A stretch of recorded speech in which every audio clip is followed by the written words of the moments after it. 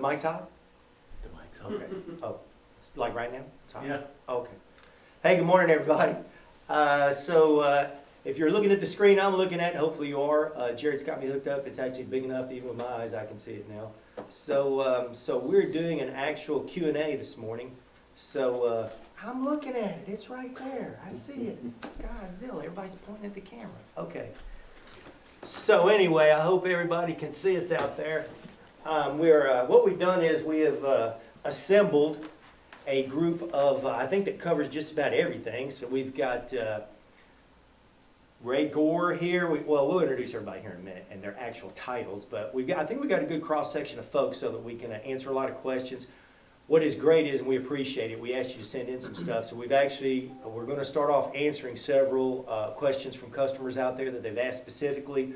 So we've got them some answers worked up, and we'll all explain it and pitch in, and also pitch in and talk about it a little bit. I just want to say, if you have anything that comes up while this is going on, Chris is monitoring the chat room as we're going through this, so please send in anything that you can think of or pops in your head, and we'll address it along with ones we already have in the queue. So we're going to answer some questions you've already got, but if you have any, please send them in to us, okay?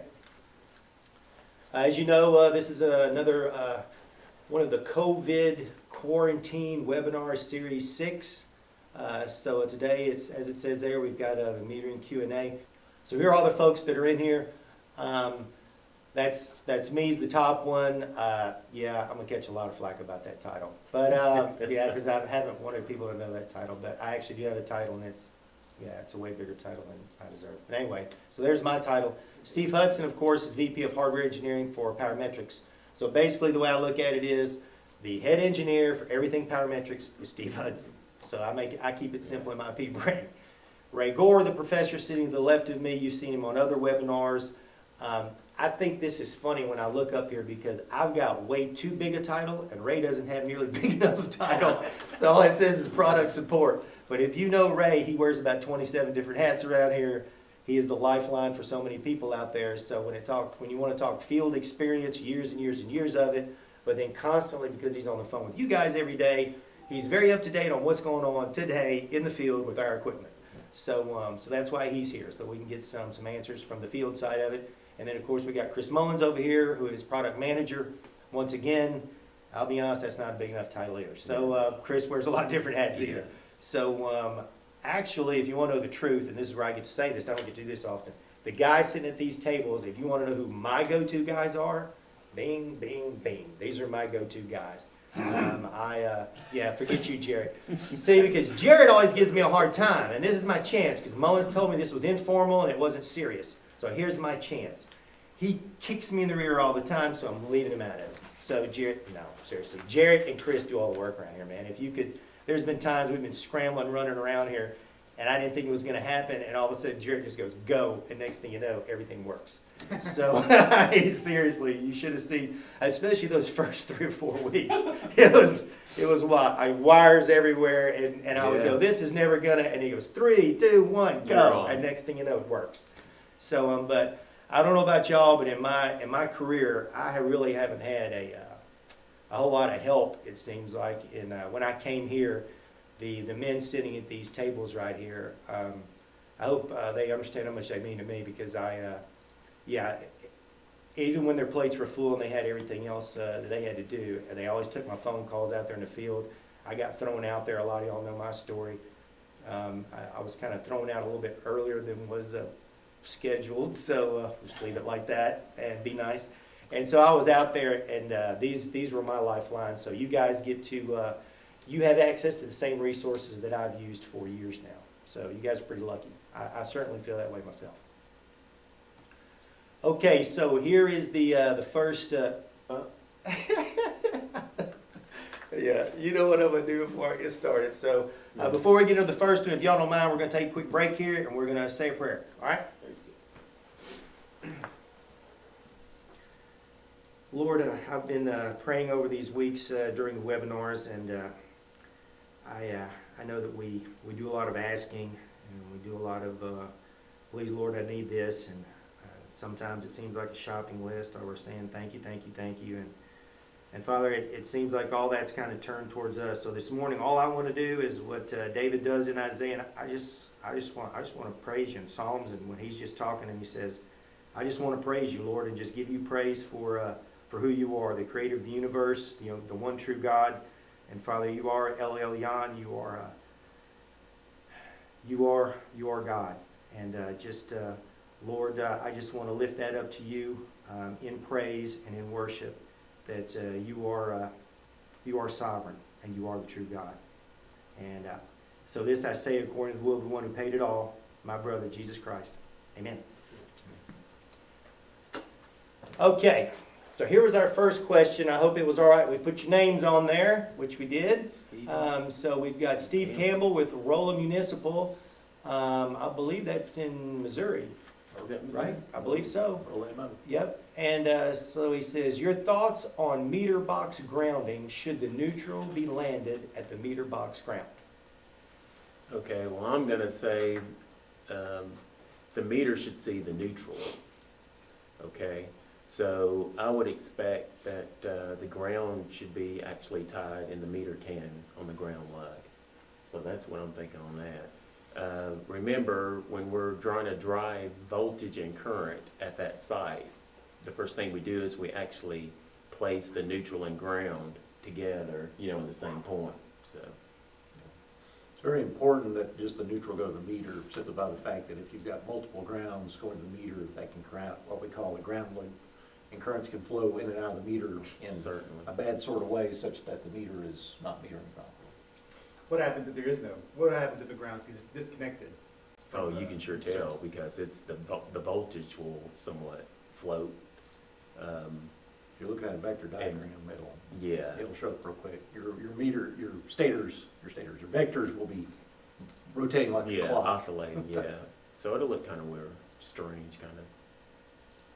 And from the Powermetrix standpoint, that's why we say that you want to connect both your neutral and your ground at the same point. Because if you connect your ground and your neutral at different points and you don't have a good ground, it will definitely cause you problems. So that's why we always preach about taking that white and that green and putting them at the same point there at the test switch or on the lug, wherever you're putting it. We do recommend that you connect them at the same point if possible. Yeah, but the meter, you only want to see the neutral in the meter. Right. Thank you, Steve. So then Steve sent another one. This one made us do a little research. Yeah. So KE versus KP. So he says, please elaborate on the terms KE and KP. I ran into this when configuring a meeting for a KYZ isolation relay, probably at a substation then. It may be a difference between meter manufacturers. Well, actually, we're going to talk a little bit about that. So KE is energy. That's an energy constant. So you can see here it says representation of the amount of energy in an electronic meter.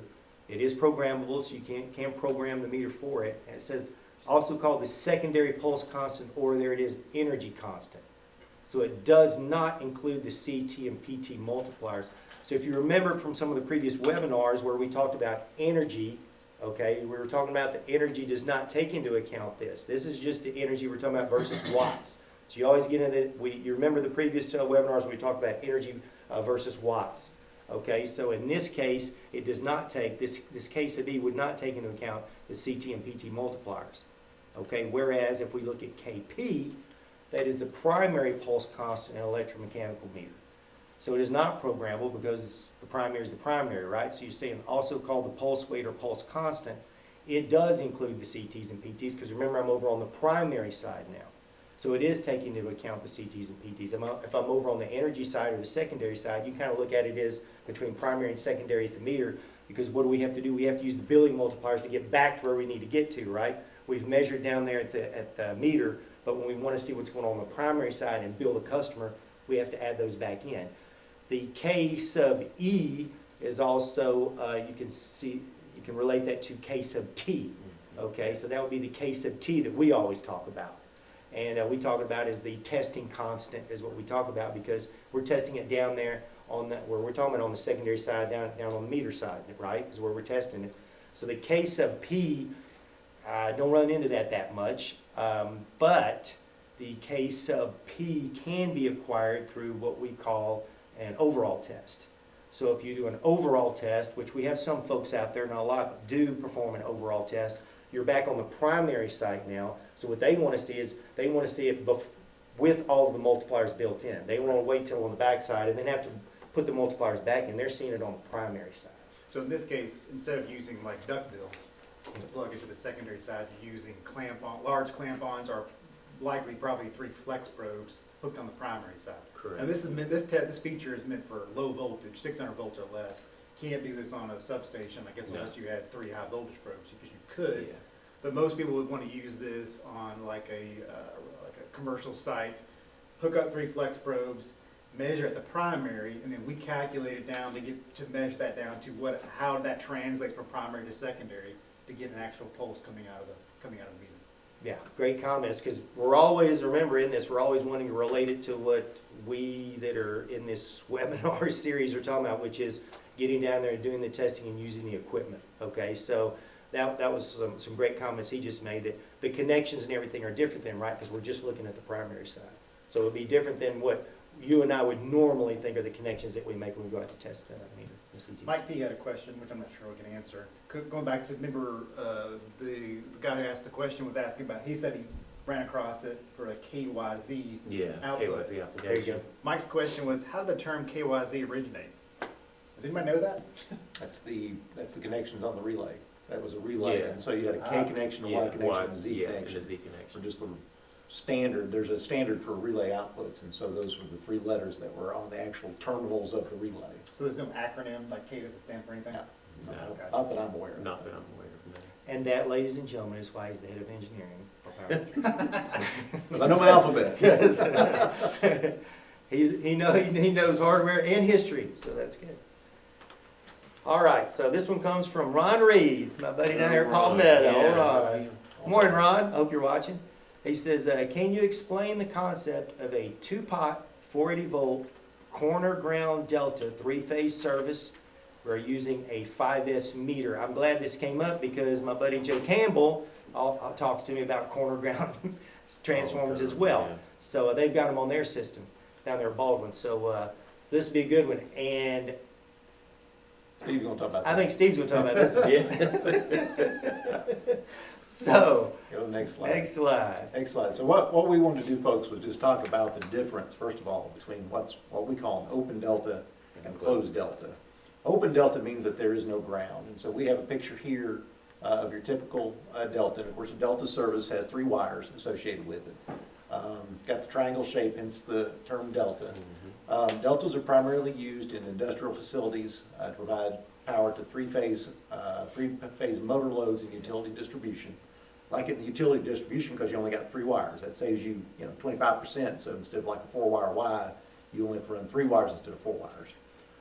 Deltas are also popular because even if you lose one of the phases, it still maintains that phase-to-phase voltage. So you could lose one phase and still be able to operate with that. But the downside, of course, is you don't have that neutral connection. You don't have that common connection that you're going to have on a 4-wire service, either a 4-wire delta or a 4-wire Y. And so as such, it is a little more unsafe. Typical voltages that you're going to see on a delta are going to be a 240 or 480 volt phase-to-phase. If we go ahead and compare that to a grounded 3-wire delta, really all we're doing there is that we're taking one of the 3 legs and we're applying a ground to it. And so this particular service, we would call this a 3-wire delta with a grounded B phase. The trick here is that you can still get 480 volts. The transformer doesn't care really where you hook the load. It's still going to produce the voltage from the point to point. But the advantage of that ground is that you now have a safety. You now have a safety ground, so if there's a fault, you have a return path to ground, and so that will help the safety side of that. Other thing to keep in mind, of course, is that when you ground one side, that means 2 of the loads are going to be referenced to that point. So in this particular case, VAB and VBC are going to be earth grounded, be referenced to ground. VAC will not. And so keep in mind as you're applying those loads that there's still, that 2 of those are going to be grounded and 1 is not. If we look at it from a metering point of view, customer mentioned that he's using a 5S meter. 5S meter, of course, is a 2-stator meter. You've got 2 voltages and 2 currents. And so the power calculation on that's going to be, in this case, we're going to say we're going to reference B phase. And so the power calculation is the voltage of A with respect to B times the IA, the A phase current, plus VCB, that's C with respect to B times the IC current. Now, of course, what we're really doing on transformers is, 5S is a transformer rated meter. You've got two CTs. You're going to run the two currents through that, so you're going to have an A minus B and then a C minus B on your currents to be able to do that. Yeah, and I know further on in this presentation, we've got an example for a customer using a 5S meter, but not on a 3-wire. Not on a 3-wire delta, Single phase service. but they did actually have an interesting problem. Like I said, we're going to get to that in a minute. In terms of the metering is the same. Vector diagram is going to be the same, whether it's an open or a closed delta. So your vector diagram is going to look like this. Keep in mind, because it is a delta, if we're doing the meter view, you're still going to have that 30-degree phase displacement between your A current and your C current. You're going to have A phase 30 degrees lagging. You're going to have C phase 30 degrees leading. That's representative of a power factor of unity or a purely resistive load. So just keep that in mind. Vector diagram, as I always like to tell people, is one of the most useful tools you have, but you need to understand what it's supposed to look like. That's also why you've got that nice little reference button down there on the Powermaster. That's Yeah, I your like that. ace in the hole to let you know what this Yeah. thing's supposed to look like. So. And I get a lot of questions too about when I do training, and I know you do as well, John, about how, conceptually, how does a delta work? And I think that's everybody throws off because on a Y or a network, you've got a phase to neutral. Reference. measurement. You have a common point, and so Yeah. everybody sort of focuses on that common point being that. Whereas The you don't delta, have that for a delta. no, you don't. No. You don't. Everything has a phase reference. Yeah. And Steve is right, that once when you do lose a leg, you still have that phase reference you can use, but there does become a safety problem. Yeah. And that was a great point he made about, some folks out there, if they haven't dealt with this a lot, they'll look at it and go, how come I have that? I mean, that is unity. Okay, Yeah, that's unity's not unity. them laying on top of one another. No, that's unity. Now remember with the Powermetrix units that if you want to use the reference button, you have to back out of the test. Remember I'm the test guy, so you're gonna have to back out of the test to get to use that reference button.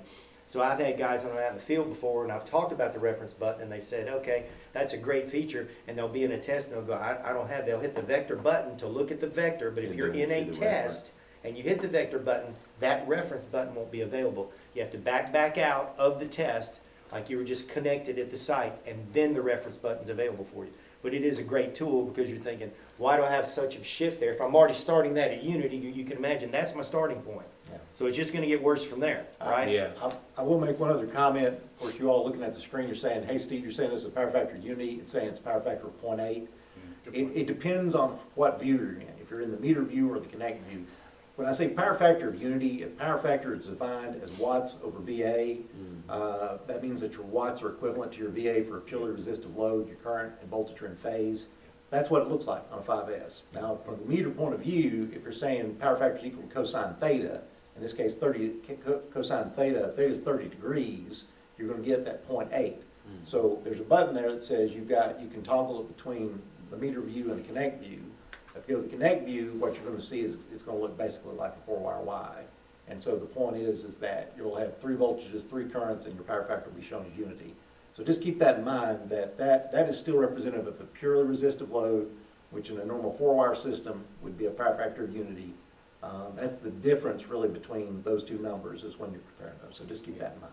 And kind of building on what Steve mentioned as well, there is, in the Powermaster, there's a preference where you can actually set how you calculate power factor. What's the name of those two options, Ray? Do you remember? I can't, let's see. I can't remember. Arithmetic and Oh, yeah, vector. arithmetic and, yeah, Arithmetic and arithmetic vector. So and, yeah. arithmetic That's is right. what Steve was talking about, is true RMS. Yeah, The vector is watts over VA. So if you had watts over VA, that power factor would be 1, yeah, unity power factor. Yeah. If you had RMS, that power factor will be 0.866, which is correct, because you have a 30-degree phase shift Shift. from your voltage reference. yeah. That's a great explanation of that .866, because a lot of people get hung up on Yeah. why, where does that .866 come But a from? lot of like meters that are measuring a 3-wire delta on a 5S, and you interrogate it with your software, it's gonna say power factor of 1 at Yeah. unity. Yeah. Because it uses the vector math Vector. as opposed to arithmetic. Yeah. That's a great explanation. Cool. Okay, all the way from Bermuda, we have Marshall Weller sent in a question. That's cool. In one of your webinars, it was explained that to calculate watts, you need to multiply the current and the voltage, or VA. You also explained that to get true watts, you need to apply the power factor of the calculation. Gave a residential example of something like 5 amps times 240 equals 1200 watts. Can you explain to everyone how this calculation differs based on how the residential 120/240 meter actually calculated the watts, which would be 600 watts?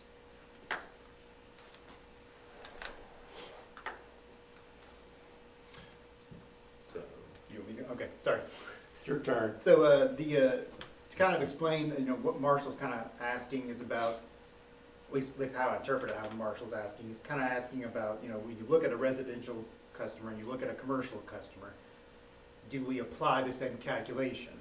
The answer is no. So on a 2S meter, we have to actually cut the voltage in half because we have one voltage element but two currents. And to get that one potential element, we have to cut the current in half and then shift our phase 180 degrees 180 on degrees this, out. on a 2S meter I'm Yeah. referring Yeah. to, is what I'm talking The about. way I look at it is you've got 220 volt legs, they're 180 degrees opposed, so you have 240 between them. And so you have a current stator for 120 on this side, and you've got a current stator for 120 on this Yeah. side. The trick is on a 2S meter to save money, as Chris mentioned, we only have one voltage stator, and so we do phase to phase. So you've got 240 volts times IA plus IB, but then you have to get that in half, otherwise you get twice the power on that calculation. Keep in mind that a 2S meter is a non-Blondel meter.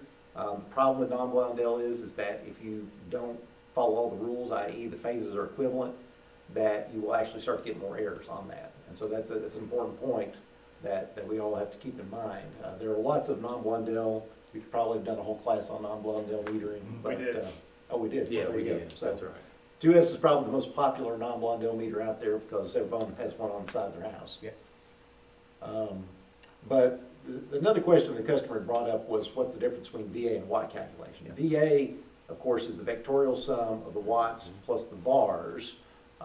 In terms of a straight calculation, basically what you have to do to get the watts out, you have to apply the cosine of theta. Cosine theta, of course, is the phase angle. Cosine theta is also the power factor. If we look at an example of why that's important, what we see here is, let's say we have a 120 volt system with 13 amps flowing through it. And so if we do the VA calculation, that's simply 120 volts times 13. Watts is going to be volts times amps times that power factor. And so what we see is that as the power factor, as the phase angle gets bigger and bigger, i.e. the voltage and current phase gets bigger, that power factor is going down. And so the VA total is going to stay the same. It's going to be 1,560 VA for each of these conditions. But once again, as that power factor is getting lower and lower, the measured watts is going down. At power factor unity, the watts is equal to VA. Now keep in mind, what kind of meter do we have on the side of the house? This is a 2S meter, this is a watt-hour meter. We're building off watts. And so if the power factor keeps going down, that means the watts is going down. Now the VA is what the utility's paying for. And so the important point here is that as that power factor gets lower and lower, the revenue from that meter is getting lower and lower. Normally we don't apply a power factor penalty to a residential service. Right. But power factor does apply. It does apply. Yeah, Oh yeah, it absolutely. definitely applies. Otherwise, green energy would never work. Yeah. Yeah, exactly. But the point, the bottom line is that pay close attention to that power factor, because even on a residential service, once again, the utility is being charged for VA, customers being charged for watts, and so that's a loss that's going to have to be paid for one way or the other. I bet you they wish they could actually charge off of VA. Yeah, sure. Yeah. So, well, Yeah. people have talked about that. Yeah. Going to Can VA you metering imagine? just for everybody, Yeah, but it would completely decimate the green power industry. Yeah. I mean, green power, all they care about really is just adjusting that power factor down, Oh, yeah. get it as worse as possible, Yeah. so you can pull your watts down. If Yeah. you had straight VA, voltage and current, there's nothing you can do. Nothing. all those compact fluorescent LED bulbs out there causing the Yeah. power factor to come way VA down. would be a good charge. So if you saw the previous webinars, then you recognize this is where we're talking about the root beer with the foam on top of the root beer. And the top one right there, 0.5 for the power factor. The actual watts you get to bill are 780, but you're paying for 1560. So 780 is lost, right? So you're losing half of it. So you got a lot of foam on the root beer on this one, so that Yeah. you're not getting paid for. A lot of the VARs are foam that we don't get to bill for. PTs. Going back to Missouri again, Steve, he says, how much improvement in accuracy can you expect when you remove PTs from the circuit? By doing this, are you compromising meter tech safety, i.e. 480 volt delta rewire? Definitely compromising meters tech safety. Yeah, I mean, you guys, if you ever been around me, know how to talk, we'll just shoot straight about it, which is, obviously, the more power at the bottom of the pole, you know, the potentially less safe it is. If I have less potential power at the bottom of the pole, then it's safer just by the pure numbers. So if I have less power down there at the bottom of the pole because I've PT'd it down, in essence, there's inherent safety involved with that because I don't have as much power down there. But the part about the accuracy there is, take the accuracy of the PTs. If they're 0.3% accurate, if I remove the PTs, right, I've already kicked in 0.3% more accurate because I'm getting straight out the horse's mouth, so to speak. So I'm not PTing it at all. So if I take an inaccurate, it's not, you know, 0.3 is not that bad. If I put something on there that's 0.3% accurate or could be inaccurate, if I remove that, then it's become more accurate, right? Yeah. And then also, what if you have a problem with that PT? What if the PT's not working correctly? Just like a CT isn't working correctly, it hurts us. PTs can do the same thing. We just don't hear about them as much. We hear more about the CT problems that cost us money. The PTs can cost us money as well. Yeah. So from an accuracy standpoint, and then it always comes down to the bucks, right? Because that's we're saving the company's money by finding these things. So from a revenue standpoint, also the PTs, if they're having a problem, then they can cost you even more money. So you got the 0.3 involved, plus the actual inaccuracies of a PT not working correctly. So both of those things, if you remove the PT, you're taking that out of the system. But yes, because you're providing more power at the bottom of that pole, I would have to say just inherently there is more, I hate to use dangerous to that, but there is potential for a problem. There is. For sure. There's a lot of utilities that are adding PTs, Yeah. simply for that sole reason. They don't want people to have to get up in the moon suit to be able to get in that 480 volt service. That's right. The errors that John mentioned, by the way, are overburden. Basically, a PT has a VA rating. If you exceed that VA rating, then what that means is the transformer is going to go into saturation. That means it's no longer able to put out the sinusoidal signal, and so that's going to result in a loss to the utility. Easiest way to check that is that you can go and do a PT ratio test, and the ratio doesn't turn out correctly. You want to go back and look at the primary side. Primary side basically looks good, and then your secondary side looks like a square wave instead of a sine wave. That's a first indicator that your PT is bad. The other thing, of course, you can look at down at the test switches, you can look at the THD, the total harmonic distortion on the voltage waveform. If that number is way high, say above probably 5%, that means you probably got a problem with your PTs. And you can actually find that on the power table, right? You can. Okay. Yeah, that's a quick and easy way to see if you've got a problem with your PTs. Is just Okay. look at that THD number. So. Good deal. More likely on the, I also know, speaking of the harmonic distortion, I've seen a lot of guys ask me about why does my VA have so much more harmonic distortion versus VB and VC? And the answer Well, is, it's because the Powermaster's plugged on A to ground, right? Phase well, A to the ground. meter is powered up. Yeah, on that's A true phase. too, yeah. Yeah. And most meters are powered up on A phase. The only exception I know of is the Lambus gear is powered on B Yeah, on phase. C phase, or C phase? But it was C phase, you're right, yeah. I'm sorry, C phase. And so you may see a little bit more THD on C phase because the meter's power supply is actually drawing Yeah. off the line in Exactly. that particular phase. That meter is using what we call switching power supply, Yeah. and so that generates harmonics. So even the meter itself adds a little bit of problem Harmonics, yeah, it It's a does. bit ironic. to that. Yeah. Yeah. Yeah, it does. We're only talking about a 1-2% though, I'm not talking about a huge amount of Yeah. it. No, it's, Harmonic Sure. distortion. it's small. And in my pea brain, the guys here have told me this, so that's what sticks in my head as far as remembering what are numbers to look for on THD, V8, the juice. So for voltage, anything over 8%, 8% or more, I know that, I think we got a problem here. And then 20 on the current. On the current. Yeah. So Current's anything, normally higher than the voltage. yeah, absolutely. So anything 20% or higher, I'm concerned on the current. V8, so anything on 8% or more on the voltage, I get a little concerned. Modern loads, you can see above 100% THD on the current. That's not uncommon. Certainly if you've got these nonlinear loads, if you've got a big LED bank, you can have a big problem. Going to renewable sites, if you're going to a solar site, Oh, yeah. solar energy is DC, you have to do a Yeah. DC to AC conversion. If they're not using a clean inverter, that can also add a lot of harmonic distortion.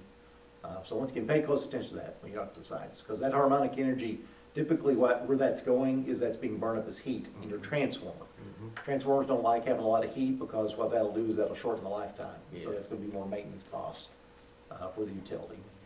The chat area, a couple of guys are just talking about the safety concerns they have. Steve B mentioned that they have to use PTs Yeah. to accommodate their arc flash requirements. And That's that's right. big too. Anything, the higher the KVA of the transformer is a big thing too with that. Eric R mentions they have to use 40 cal suits on any service above 320 amps. Probably Yeah. probably their high-end self-contains, and any voltage higher than 240. Oh, okay. Okay. It was 277. Yeah, so they probably got a PT, any of their 12208s, I'm guessing, down. So once again, as you guys are adding those Yeah. new PT sites, pay close attention. Go back and check those sites and make sure that they're wired up right, and make sure the DA rating's good so that you're not getting For sure. saturated. You know. Now is not the time of year anybody likes a moon suit. Yeah. One last question Ricky had about the accuracy of the PT versus the CT. We had a webinar basically on the CT measurements, and at 100% rated load, we always talk about 0.3%. Yeah, But as it drops down and below the 0.6. rating factor, that goes down to 0.6. exactly. Now, a PT is probably 99.9% of the time is gonna stay within its 0.3% accuracy Yeah, rate. Unless exactly. it drops down, which you wouldn't think potential would drop down below it. So I guess to answer your question, Ricky, would be, PTs, pretty much you're always gonna be guaranteed that 0.3%. Yeah. But a CT, you would probably need to push that down to 0.6 Yeah. Yeah. to make Yeah. more sense. Most CTs are gonna be oversized, meaning that you're gonna be running in the 0.6 range. Now, of course, you can go and buy extended range CTs, Oh, which yeah. will get you all the way down to 5%. But once again, pay a little bit extra money if that extra accuracy is worth it to you, so. Now we'll test out and see how well we're gonna get off the board here.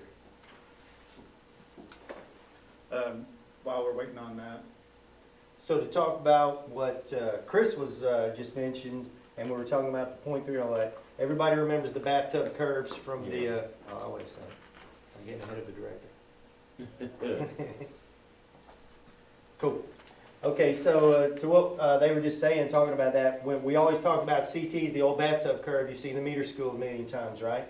So forever we said that if this is the rating of the, if this is the rating on that CT, let's say it's a 400 to 5 CT, right? Then that would mean if this would be 400 amps, this represents 400 amps loading on that CT, and this is 40 amps, 10% of it. Anything less than 40 amps, our accuracy starts going bad. That's not in a good direction. That's in a bad direction. It starts going fast, right? Anything over 100%, when you heard Steve earlier talking about oversaturation, so now we're talking about overloading that CT. Once again, it goes in a bad direction. Well, forever, right at 100% loading on those CTs, we said that's 0.3%, right? Yeah. But as soon as you get off of that, anywhere in here is 0.6%. Now, we've had changes in CTs over these last few years, but that's why on the equipment, when you're adjusting any of the Powermetrix equipment, that's why we use that as the number to make the adjustment on what's pass or fail for your CTs. So you've heard me say that a lot. The specification accuracy that you see on the screen when you go into user preferences and you're saying, okay, I want to adjust what's pass or fail on my CTs, we use 0.6 as that specification accuracy. So you would multiply off of that to get where you want. So for me in the field a lot, I use 3% pass or fail considering everything. So what I would do then is go into user preferences and I would multiply that times 5. When I multiply 5 times the 0.6, it gets me to that 3%. So now, if it's worse than 3%, I'm going to fail the test for the CT ratio test. And you can do that in user preferences? Yes, sir. PowerMaster, correct? You go right off of your main menu and then go to utilities and then go to user preferences. And when you go into user preferences, it's going to show you the meter first and then the CTs and then the PTs. And the meter at the top, the specification accuracy they use there is 0.2%. So when you receive the test kit new, it's set up for 0.2% pass or fail. So that means 99.8 to 100.2. In that range gives you a pass. Outside of that gives you a fail. So that's our specification accuracy for the meter. For the CTs, we use 0.6. So then we use that, we multiply off that. So if I And you get your free day of on-site training there, so that's one of the things we do over there with the new test kit. We say, tell us what you want, pass or fail. And if you tell us that, well, here at our utility, we use 2%. So we want everything 98 to 102. Outside of that's, a fail. So then what you do there is you just multiply times 10. So when I multiply the 0.2 times 10, it gets me to the 2%. And now I'm good to go. So then anything outside of 98 to 102 is a fail. Okay?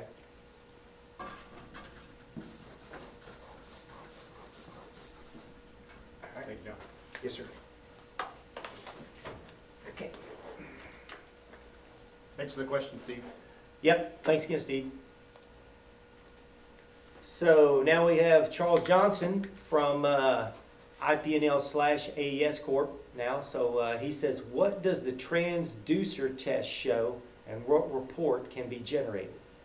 Yeah, so the transducer testing is a feature only available in the PowerMaster 7 series. Can't get it in the 5 series, can't get it in the 3 series. So it is available in there. So what we do is that we measure the DC voltage and current output of the transducer. This is kind of an example of a watt transducer. And so using our equipment, we inject a known current and voltage into one side of the transducer, and then we measure the analog output from on another cable coming out. If you look on your screen here, you can kind of see how we make the measurement. So it's a cable set that you plug into like a DB9 connector on the 7 series, and then measure the output. And so you set the PowerMaster's load box of what current and voltage you want, and then it outputs it. And so the 7 series can support any voltage, current, watt, or watt-hour analog. Let me be clear about that. It's meant for analog transducers, not the digital transducers, different type of testing. Next slide, John. Yes, sir. So on the screen on the left, you'll see the setup screen. So you kind of select, there's an actual database in the PowerMaster. You can select a analog transducer. Most of these we've encountered are designed by Amperes. And then you type in the serial number, and then you can select what service type you want. So for example, if this transducer came out of a Delta service, you could drive it like a Delta or a Y or a network or wherever. Z-coil, Z-coils out. Only thing you have to input from that point is the input range. This is a 0 to 5 amp transducer, so we're going to drive 5 amps into this one. And then the output, typically most of these, especially currents or the watt transducers, have a 4 to 20 milliamp range that we measure output. And so on the right, that's actually a live screen, so you get a registration value that's actually running while you're driving. And so when you're making your calibration adjustment, there's a little tap here on the transducer, and using a Phillips head screwdriver, you can make that fine adjustment while watching your registration value go up or down, and try to get it within 100% as much as you can before you stop it, and then you save your result that way.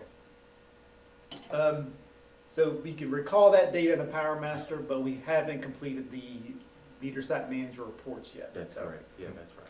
that should be a feature coming soon. Gotcha.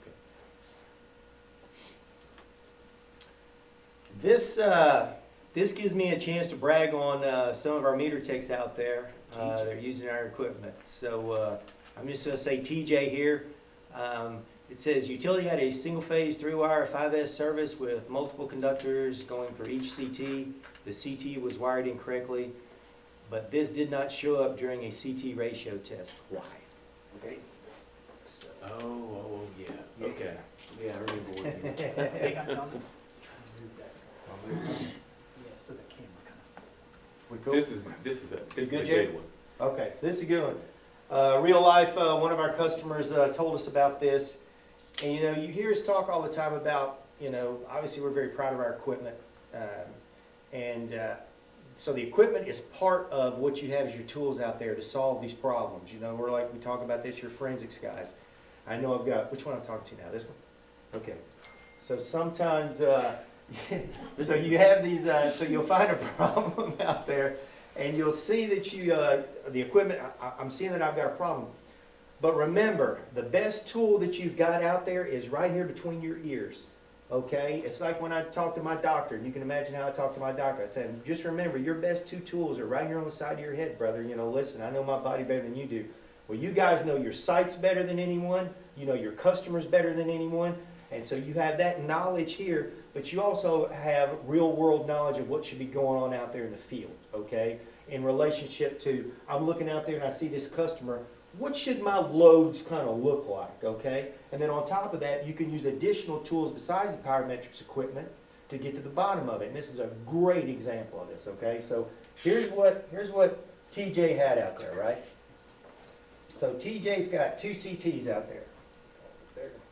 So he's got two CTs. He's got two conductors.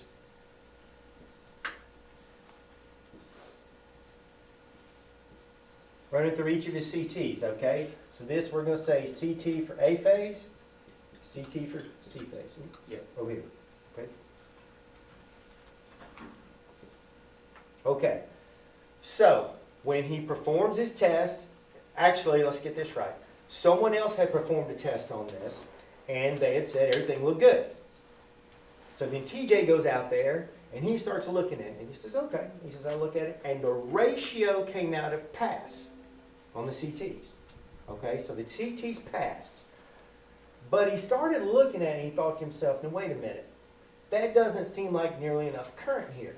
So he goes and he gets him a wraparound meter, and he wraps this, but first he checks each of these conductors. And he gets, on this conductor here, he gets them round the numbers, okay? He gets 50 amps out of this one and 40 amps on this one. So then it would make sense that he would get 90 amps, right? When he wraps both of them. So then when he wraps both of them, he gets 10 amps. Uh-oh. So now the bells and stuff are going off, right? Because simple math would tell you these two together running through that CT, I should have 90 amps, and he's only getting 10. What's the problem? So then he further investigates, and he says, well, wait a minute. Let me check my phase. Now remember, these had all been labeled. This had the labeling on. This thing was wrapped, and it showed the correct colors on here. And this said, these are A phase, and these are C phase. So color coding everything when he's standing there looking at it. If you just looked at it, you would say, that looks good. So got a bucket truck to come out to see if the problem was at the top of the pole. Which makes sense, because I'm looking at all this, and all this looks good. I'm just not liking my numbers. So let's call the bucket truck out and take a look and see what they see. Well, they see everything coming right out of the transformers up at the top of the pole. So then he takes the next step. He thinks about it. He says, okay. He says, I know something's wrong. And we say this all the time. I got a problem. Now, what is the problem? I got to dig in. So then he grabs his multimeter. He skins out this wire and skins out this wire. Now, when he reads between here and here, what should he get? What voltage should he get there, right? If both of them are A phase, he shouldn't get anything, right? Going phase to phase, I should see 0 there. He gets 240 volts across these two conductors going through there. So what is that telling you? It's telling him, and this was also, he said, I don't have A and A here. I got A and B here. I got A and B running through here, and I got A and B running through here. Now it all makes sense. Because these two are, what happens now? I'm not adding them, I'm subtracting them. So the 50 minus the 40 equals the 10. Bingo, right? So he skins them back. So then he realizes I've got A and B. So what he actually has is I've got A and B and A and B. So the 10 amps was actually the key. That was a part of the puzzle because what you're looking at is 10 primary amps. And you shouldn't have 10 primary amps up there. You're not looking at secondary, you're looking at primary. That's exactly right, Ray. So what happened now is, and he's knowing there's more than 10 amps for this customer. So that was the key. But remember the last part of it. But why didn't the Powermaster? Well, what is the Powermaster looking at? The Powermaster, and I don't know, but I'm gonna make an assumption here, and I'm gonna say they're 200 to 5s. Okay? Mm-hmm. So let's just use 205. I'm gonna take the primary of 10 amps, comparing to the secondary at the test switch, and as long as my ratio is 200 to 5, the Powermaster says pass, and everybody says everything's cool. But knowing your customers and using your eyes and your head, that's what solved this problem. So kudos to TJ, because The Powermaster can only read, remember, it's gonna read the primary, it's gonna read the secondary, it's gonna do a comparison and do the math and say, how close is that to 200 to 5? And if it's within what you told me, remember we said a minute ago, the pass or fail on those user preferences, it's gonna give you that green pass, tell you everything's cool, and you're gonna think everything's fine. But it's not, clearly, right? And this is where you gotta think about it. It's between, and that's why they have us doing what we do, because we know the customers, we're out there testing them, so we know, and we look at this and we say, can't be 10 amps, something in right there. And remember, when you perform the test, the CT ratio test, it might give you a pass, but what does it say on the right-hand side of that screen? It has primary amps and secondary amps. And if you look over there and you go, wait a minute, how can, you're sitting there looking at this big, huge facility, you got 10 amps? Something's not right, okay?